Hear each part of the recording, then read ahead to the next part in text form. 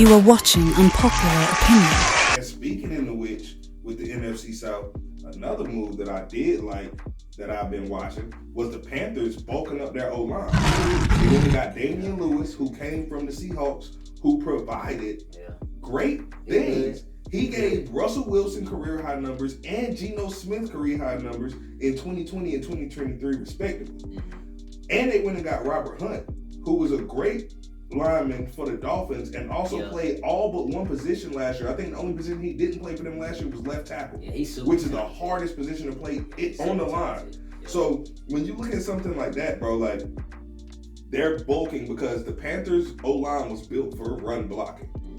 They're not a run-heavy team anymore. So you have to find linemen that are good at and excel at pass blocking, which is what they find in Robert Hunt and Damian Lewis. I feel like them going to get Deontay Johnson. Yeah, they lost Dante Jackson, but Dante didn't really fit their system that well. So losing a guy like Dante and getting an extra receiver for your young quarterback in Bryce Young, I feel like it's going to do tremendous things for them going forward. Granted, ugly division, maybe they'll win, maybe they won't. Losing Brian Burns and Frankie Louvu is going to hurt. I do see Shaq Thompson coming down and playing in more of a D-line, like edge rusher type guy as opposed to being a linebacker. Okay, I can see that. Yeah, so like they're going to have to worry about things like that because like losing Brian Burns and Frankie Louvu. Wait, Shaq Thompson or Shaq Leonard? Shaq Thompson. Oh, okay. You think he could play like an edge type? I mean, he's going to have to. Who else are they going to put there? I mean, they could draft somebody. Possible, but I don't really see anybody coming out of the draft class early that's going to make that difference. I prefer a Shaq Thompson coming off of that position, even if he's still at the linebacker, but he's just playing like outside in like a standing technique where he can blow off the edge and kind of maybe beat a tackle off the edge. He's not a terrible pass rusher, but he's definitely not known for that. Yeah, but I feel like with him aging, I feel like that's where he's going to be a little better at that because he doesn't have the same speed that he once did in his younger ages of his career. That's true. So he can't cover like he used to. He's got to be good at something. If he can't rush and he can't cover, he's got to go. You know what I'm saying? So he's going to have to step into that role. He's going to have to be that guy to do that, or he's got to go. Yeah.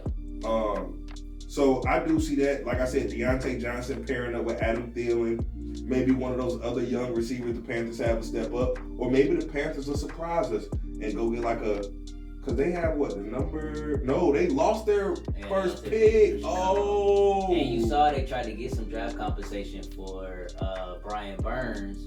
But they got nothing, just like with McCaffrey. They got no first round picks for him or McCaffrey, but gave up first round picks in the DJ Moore trade. And it's crazy because I think at this point in the NFL, edge rushers are probably worth first round picks at this point. For sure. I think it's fair to say. Especially somebody like a Brian Burns. Yeah, like Brian Burns, if put in the right system, I think he'd be a top 5 edge rusher, top 5 in sacks. Undoubtedly. Yeah. Undoubtedly. And him with Kayvon Thibodeau and Dexter Lawrence. They got a 2nd round this year and a 5th round next year? Or? Not worth it.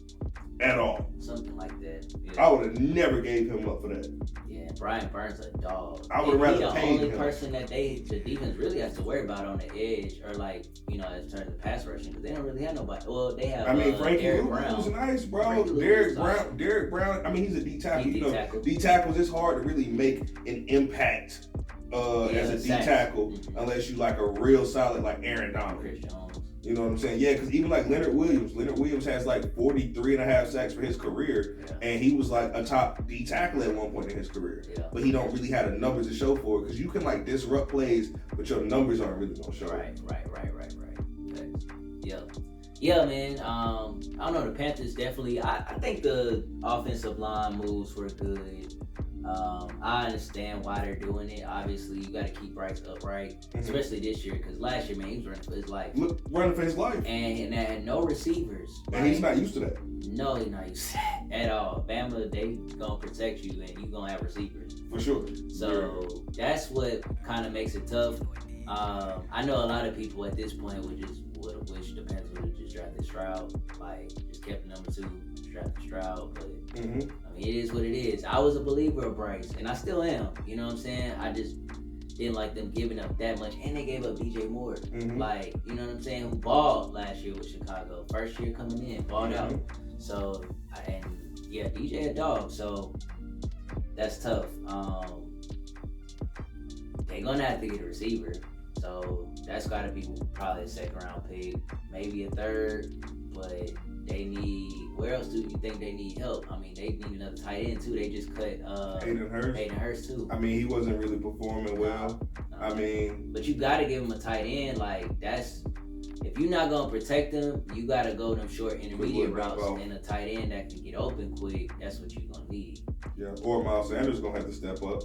Which you know that's not gonna happen. You know that's not happening. Not without a top O-line, it's not happening. No. All right, y'all. So that's gonna be it for us tonight, man. We want to thank everybody for tuning in to the podcast. I know this was a super long one. We had to get some work done. We are in Unpopular Opinion Studios, right in the RTP area.